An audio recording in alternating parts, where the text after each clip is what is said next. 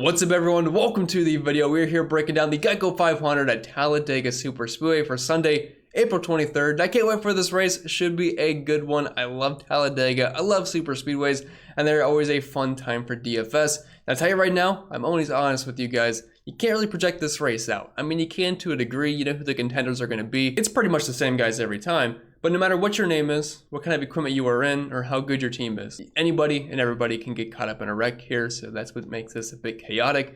So we can't project this out completely. What we can do is project what the field's going to do with things like ownership projections and things like that, which I feel like I'm pretty solid at. And that's how we're going to get different this week to help give us an edge on the field. But before we get too far into it, if this is your first time here, what's up? My name is Pennell. I break down NASCAR DFS each and every single week on this channel. You also find me live on Sunday mornings around 11 a.m. Eastern, breaking down the entire slate, answering all the questions you guys got. So come in, say hi, love to see you. And if you do end up enjoying today's free content, the one thing you can do in return, leave a like on the video, subscribing to the channel if you are new, and feel free to leave a comment down below. Being nice, being mean, tell me good morning, good evening. I don't really care either way. I'd love to hear from you. And really quick, here are some shameless plugs. Prize Picks, Underdog, you guys get the idea. Promo code CPEN, yada, yada, yada. You've heard it all before. But I have to mention Prize Picks is doing an awesome promo during the NBA playoffs, where if you are randomly selected, if you do a flex play throughout the day, you get a chance to win $1 million. 6 out of 6 will get you $1 million. 5 out of 6 get you $80K, and 4 out of 6 will get you $16,000 if you are selected, and make sure you opt in. But if you are just a new user over there, make sure you use promo code CPEN to get that instant deposit match up to $100, and the same can be said over on Underdog. All right, now that my soul has been sold to some companies, let's talk some strategy here for Talladega, which is always huge. I mean, that's the thing with a track like Talladega or Daytona. You can't just run an opto dry and whatever spits out the best lineups, you can't just run that, because typically those are not going to be good tournament lineups. Tons of strategy here involved. So first off, if you are using an optimizer, if you're using mine this week, which is available to everybody that's over on the Patreon, I set up groups. I typically set 3 groups up for Talladega or Daytona. So I'll have 0 to 2 drivers starting inside the top 12. I'll have 0 to 3 drivers. So you can maybe start at the 4 at Talladega from 13th through 24th. And then 25th on back, I typically want 3 to 6 drivers. Now, Talladega is not exactly the same as Daytona. I usually always avoid the top 5, never play the pole sitter at Daytona, and top 10 is very fringe for me. At a track like Talladega, sometimes it can be a bit more hit or miss on the massive wrecks, and we can see a guy get a front dominate win, and we do see kind of the same faces up front every single time at a track like Talladega. You'll see Denny Hamlin, who qualified on the pole, Brett Keselowski, Joey Logano, Ryan Blaney. It's just like those guys are always there. It's just a matter of being able to avoid wrecks or not. So we will see how that goes. But Talladega, I'm always more inclined to creep towards the front on some of these guys. I'm willing to take a shot on a guy like, I don't remember where he's starting, but a Ryan Blaney. Let's just say, for example, he's starting 7th. That's more appealing at Talladega than would be at a track like Daytona. And again, salary, not usually much of a factor here. I don't really care how expensive guys are, and you can leave as much money on the table as you want, because if you're maxing out your salary at a track like this, typically not the best way to go. And if you want to fade chalk, these are always the best tracks to do it. Like, for example, Chase Elliott's in the back. Well, guess what? I think Todd Gilliland is as well. And I'll tell you right now, Gilliland will not have near the ownership as Chase Elliott. So always makes sense to make some pivots there for tournaments. Cash games, that's not going to be the case. In place differential, name of the game for the most part. But like I said, Talladega can be a bit more tame at times, and I'm willing to take more shots at guys starting closer to the front. And finally, moving on to the driver-by-driver breakdown portion here, but I do have to mention one thing first. If you guys want to join the best NASCAR DFS community out there, links down below in the description or the pinned comment for that. Got a couple hundred people over there. More than happy to have you. Breakdown articles for cash and tournaments, ownership projections, the optimizer, cheat sheet, all the data you'd ever need, color code nice and neat, projections for all the sites, the simulation scores. And I do cover MLB each and every single day in a similar fashion. So if you want to check it out, you know where to find it. All right, so let's get into it here. And I might go through this a little bit quicker just because there's not as much to break down. It's all about, where are these guys starting? Are they good plate racers? And sometimes that doesn't even matter either way. So we don't have practice speeds, green flag speeds to break down. We're just kind of looking at the starting spots for the most part. So we'll start at the 10K range, and I don't think these odds are up to date. I got them before qualifying. I'm not really sure they're going to change either way. Maybe a couple guys, depending on where they qualify. I mean, maybe Denny Hamlin goes down a bit because he was on the pole. So we'll see. But we have Joey Logano up top, $10,400, 14K over on FanDuel. He's starting in 8th. Just dominated the Atlanta race, which you know, Atlanta's a hybrid track, so I hate to compare it too much, but it's a drafting track, and obviously Joey Logano killed it, dominated, won the race. Starting in 8th, I don't mind him for tournaments here, and yes, he's expensive, but pricing shouldn't matter. You can pretty much afford whatever kind of lineup you want, and he's the odds-on favorite to win this race. Not really surprised about that. Pretty good at Talladega, Daytona, these kind of track types, although if you're looking at the past 6 races at Talladega for Logano, yeah, the finishes haven't been there. That's one of those things where you can run as good as anybody in the field, but anybody and everybody can get caught up in a wreck no matter how good you are. So the odds-on favorite for this race has one top 15 finish the past few years. So just the nature of the beast here at a track like this. And that's one of those things where it's the aggressive drivers that tend to get caught up in the mess because they're the ones making the aggressive moves, bold blocks, which is something Joey Logano is known for. So you have to be careful. Starting in 8th, though, so it's not like he's on the pole. Like, I'd much rather play him over Denny Hamlin. There's just at least a little bit more of a cushion for Joey because he can gain you 7 spots. I mean, if you're playing Hamlin, he has to dominate and win the race for that to work out. So I don't mind Joey in tournaments, but he's probably going to be overowned. And that's the one thing I'm looking at the most this week. The sim sheet on my model here, I have projected ownership and their optimal rate, which I like looking at for tracks like this because it's going to tell you who's going to be overowned based off their chance of being optimal compared to what the field thinks. So I can tell you right now, Joey will more than likely be overowned. That's not meaning like you should not play him at all, but it means you should probably be at least underweight, still get some exposure, similar to Atlanta. Ryan Blaney, $10,300. He's starting in 5th. I mean, it's basically the same play as Logano, but it starts 3 spots further up. So it's going to be a little bit tougher to get to him than Joey. The thing is, though, he is very good at Talladega, multi-time winner here, won 2 races in a row, actually, a few seasons ago. Average finish of 10.5, the best running position in the field here. I believe the best driver rating, has a win, 5 top 15s the past 6 races. If you're playing Blaney, though, just keep in mind, he's basically got to win this race, but that is certainly possible. I don't remember what the model says, but I think it's around 7 to 8%, which, again, if you're playing Blaney and you want to be in the optimal lineup, he's going to have to win, so that should probably reflect somewhat in your exposures there with whatever the model gives him. Chase Elliott, $10,100. He's starting in 29th. This is going to be a heavy chalk here. If you're playing cash games, I highly recommend getting Chase Elliott in. If you're playing tournaments, we'll see what the ownership versus optimal rate is. I have a feeling he might be a bit overowned because you could easily swap Chase Elliott with a guy like Todd Gilliland, and they have similar upside. I mean, I know name value, it's not going to feel good, but that's just one way to get different at a track like this. But if you're playing cash games, play Chase Elliott. Won this race very recently. 2 top 5s, obviously some of the best numbers overall at super speedways, and just very good at Talladega, so hard to avoid him starting in the back of the pack. Although Chevy just sucked in qualifying overall besides Kyle Larson in 9th. And dropping out of the 9K range, we have our pole setter, Denny Hamlin, $9,900, 12K over on FanDuel. Starting in 1st, some of the best odds to win this race over in Vegas, which rightfully so. We know how good he is at Talladega, but I'll tell you right now, he is going to be overowned. And if you are someone that likes to profit at tracks like this, you should be very happy there's a big name driver on the pole because that usually gets the ownership at least somewhat close to 15-20%. A guy like Hamlin at Talladega, I think we could see it close to 20%, which there is no chance at all he's going to have a 20% chance to be optimal. Like, starting at 1st at a track like this where dominator points just don't matter, you have to dominate nearly half the race. You got to get a lot of dominator points, and you're not getting fast laps either. I mean, that's completely random throughout the field. And you basically have to win. So the path is narrow. Now, I'd say winning-wise, he's probably going to be around 7 to 8% for me. But that's not going to be anywhere close to 15-20% is where I'm going to guess he'll land. I've not yet read my numbers. But I'll tell you right now, I'll be underweight on Denny Hamlin because just him hitting every single box is going to be tough this week. I know he's great at Talladega. Probably one of the best super speed drivers of all time. But just really tough to get there starting in 1st when you have guys like Chase Elliott in 29th. I'd rather play Logano. I'd rather play Blaney. I'd rather play Byron. So very tough to get to. Speaking of Byron, $9,700. He's starting in 18th. Usually very hit or miss the super speedways. When he's not wrecking, he's near the front, but tends to wreck a lot. But Talladega hasn't been too bad for him. One of the best average rank positions in the field. Average finish, not too shabby either. One of the better drive ratings. Has 2 top 5s. Typically always in the top 15. So starting in 18th, I don't think he's a bad tournament play. And he'll definitely be lower on than Chase Elliott. So I don't think he's a bad pivot there. Kyle Larson starting in 9th, usually an auto fade for me at super speedways, especially when he's starting inside the top 10. On FanDuel, it's somewhat intriguing at $9,000, but again, pricing doesn't really matter too much, so I just don't really see myself getting to Kyle Larson. Just not really his kind of track. One last week in Martinsville, maybe we'll just chill this week.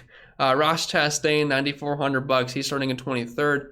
One of the Dega races last year, and overall some pretty good numbers at super speedways. So I don't have any problem with Ross starting in 23rd. Not sure I'd get there in cash games, maybe. I mean, I'll have to see all the other place differential guys because, I mean, qualifying just ended, so I haven't really looked through the entire field completely yet. But, I mean, you can maybe make a case for Chastain in 23rd. It just mid-pack always scares me for cash games, but Talladega is, a little bit different. But, yeah, I definitely don't mind Ross. Brad Keselowski, I like him a lot starting in 20th. I actually put a bet on him to win earlier in the week at plus 1,500. Maybe that goes up since he qualified poorly mid-pack. I really doubt that'll change much, but very good at Talladega. Has 4 wins here, I think, since like 2015, maybe 2014, something like that. Obviously, very good one here recently over the past couple of seasons, and I expect him to get up front. Was super, super good at Atlanta, and the Fords should be strong at tracks like this all season long. So, loving Keselowski in 20th. Cash games, that's risky because you're mid-pack, but in tournaments, I'm all about that. Ownership will be pretty high, though. I think everyone knows Keselowski's good, but I'm a big fan of him this week. Tyler Reddick, $9,000. He's starting at 13th, very cheap over on FanDuel at $7,800. And I'll tell you right now, Reddick can be a bit of a mess at tracks like this. Did finish well. Was it at Atlanta? I think it was, if I remember correctly. But he has a lot of DNFs and a lot of poor finishes at tracks like this. So very hit or miss. If you're playing Reddick, could be a bit of a wreckers or checkers for you. So I'd be careful on the ownership with Reddick. Dropping down to the 8K range, Kyle Busch is really cheap for some reason. He's starting in 17th, and if you guys remember at Daytona in the dual race, he was leading and was probably going to win both of those. I believe he was in dual 2, and then he was going to win the Daytona 500 until the late caution, which, yeah, I know, shoulda, woulda, coulda, and that always happens at Daytona. But he had a really good car, just got wrecked at the end, which is kind of the same old story for Kyle Busch every single super speedway, where he's got one of the best running positions in the field of all drivers, but then at some point he's going to get wrecked, and that's why his average finish is 21.2 compared to a 13.9 average running position. So you got to be careful with Kyle Busch, but definitely going to be on radar for tournaments. And I did get a bet on him at plus 1,800. I don't think I'd do it at 1,600, but I did like the value there.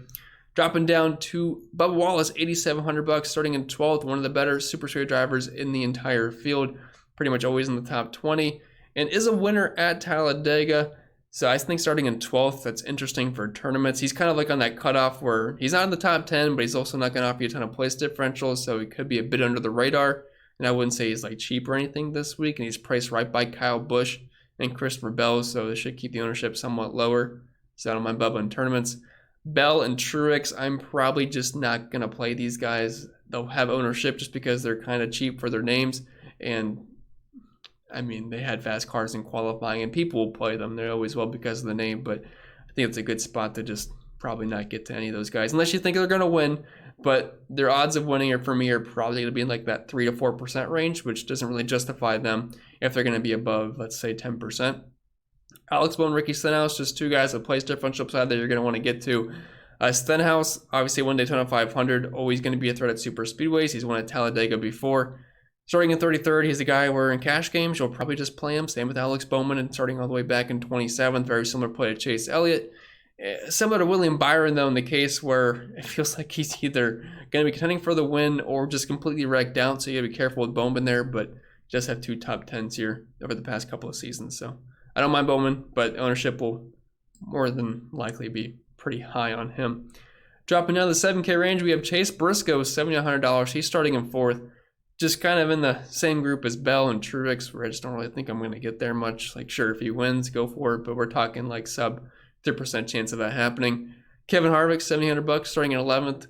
Not the worst play out there. I don't think a lot of people want to get the Harvick starting at 11th. And by the way, I mean, his price tag every single week, so up or down. It can be 11K, he'll be 6K, he'll be 7K, 8K. It's just, he's all over the place. I don't think any other driver is as elastic as him with his price tag. But Harvick, while I don't really think he's going to win, he's been a top 10 machine at Talladega recently. One of the better running positions in the field, 4 top 10s the past 6 races. Not many other drivers can really say that. You have Hamlin with 4 top 10s, but that's better than just about everybody in the field besides Eric Jones here with 5, who will get to about $1,000 cheaper. But I don't think Harvick's the worst play starting 11th. Do I think he's going to get up front for the win? No, but he was up front for Atlanta until disaster struck. But I don't hate him in tournaments. I mean, if he could finish like 4th and some of these place differential guys bust, that's not the worst play in the world, especially over on FanDuel. Chris Buescher starting in 10th. Pretty much the same exact play as Kevin Harvick, so just throw those two together and have similar ownership. Daniel Suarez, $7,500 starting in 22nd. Not really the best history at super speedways, but it all just comes down to how you just get lucky with not wrecking and stuff. So we'll see if him and Ross can do some damage here, but I think Suarez is okay. I mean, you're going to have ownership starting mid-pack. You have to. Almirola, obviously very, very good at Talladega, but in the exact same group as Truex, Bell, Chase Briscoe, and I feel like I'm missing somebody else, but you basically have to have them win. So just got to be careful. Don't really think I'll have any Almirola. Ryan Preece starting in 16th. Austin Dillon in 14th. Austin Cindric in 15th. These are all the exact same plays in my opinion. Cindric's a good plate racer. So is Austin Dillon. So maybe a slight lean towards those guys. But at the same time, Ryan Preece, he has 4 races at Dega recently, and he's averaging 39 points per race with an average finish of 17.8. But he's not really offering you that place differential for where that's going to make it a great DFS play, like starting in the 30s, like he has before. So, I mean, they're all the same play, but I'd probably lean towards Cindric just because he can work with Team Penske.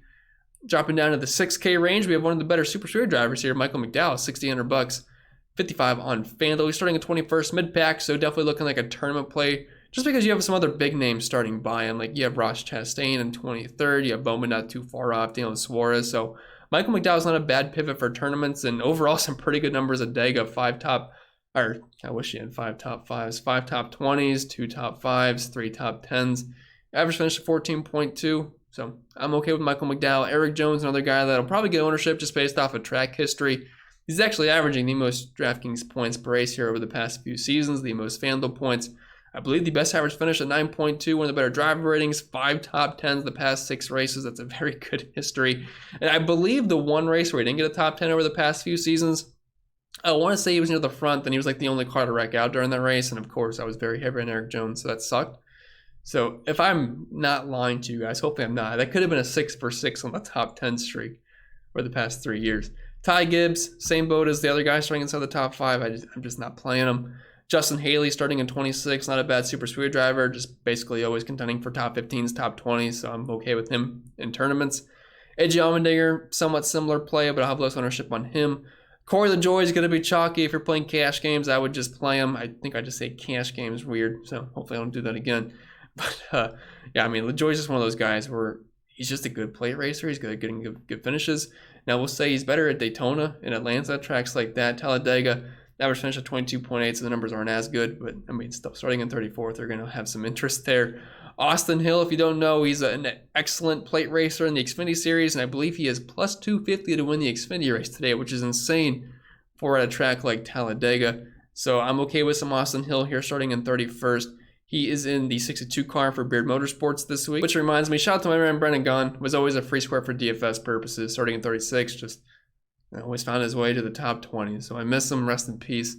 He's not actually dead though, but I do miss him for DFS. Zane Smith, $5,700, starting in 35th. So he is not in the Cody Ware car this week. He's actually filling in for Todd Gilliland, who is in the 36 car. So it's not like Zane's going to be an absolute junker here. So I do think he's fine. Starting in 35th, obviously. I mean, just don't wreck, and he's going to gain you probably about 10 spots at least. Depending on if there's a big one or not, maybe it could gain you 20 spots. I'm not really sure. But starting in 35th, I mean, definitely going to have some interest. Harrison Burton starting in 25th. I'd rather just play Zane, to be honest. I'd rather play Austin Hill. I'd rather play LaJoie. I'd rather play Gregson. I'd rather play everybody else, I guess. I guess I don't like Harrison Burton. Gregson starting in 30th. He's fine. I mean, hopefully they have some speed here. They've just been really slow, but obviously Eric Jones, very good at a track like this. So, I mean, maybe Gregson just won't suck today. But just have 2 top 20s and 2 races at super speedways. So, hey, it hasn't been that bad for him. Todd Gilliland starting in 28th. So not in his usual car, but at least he's not like in the 15. So it's not going to be complete junk. And he's starting in 28th, which, like I said earlier, like you could completely just pivot from Elliott to Gilliland in tournaments, and you basically have somewhat similar upside. Now, I don't think Gilliland's going to be able to get up front and dominate like a guy like Chase Elliott could, but who's not to say that Chase Elliott gets wrecked and finishes 34th, and then you have Todd Gilliland finishing P17. Like, there's definitely leverage to be had there, so just keep that in mind.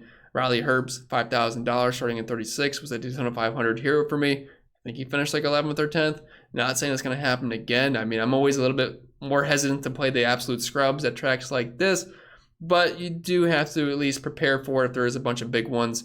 and like half the field's gone, you're going to want a guy like Herbst in your lineup at low ownership. Same can be said for all the junkers, but I would definitely say Herbst would be my favorite here. But with that being said, guys, that's all I got for you this week. I hope you did enjoy, and if you did, make sure you leave a like on the video, subscribe to the channel if you haven't yet done so. If you have any questions, comments, concerns, you know where to leave them down below. I'll be more than happy to answer you. Don't forget the live stream is tomorrow at 11. I wish you all the best of luck, and I'll see you all next time.